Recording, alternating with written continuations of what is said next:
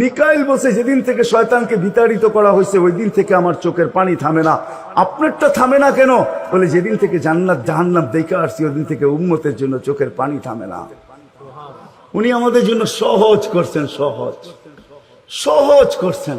আমি আপনাদেরকে শেষ প্রান্তে চলে আসছি। এই যুগের উম্মতের জন্য বলছেন, কারো জন্য তো এইটাও বলছেন আল্লাহ রসুল যে এক জমানায় আসবে। আবু দারদাকে বলছেন আবু দারদা, রগিফ আবু জারকে বলছেন আবু জার, ওয়ালাউ রগিফ আনফা আবা জার।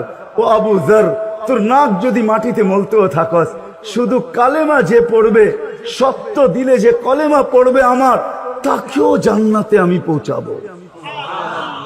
কেমন মনে করেন আপনি? ওলামাদেরকে জিজ্ঞাসা করেন, কোরআন যখন নাজেল হইতো তো উট পর্যন্ত মাটিতে বসা পড়তো, গর্দান লম্বা করে দিত। যে উটকে মরুর জাহাজ বলা হয় সে পর্যন্ত সহ্য করতে পারতো না। আল্লাহ রসুল ঘামাইতে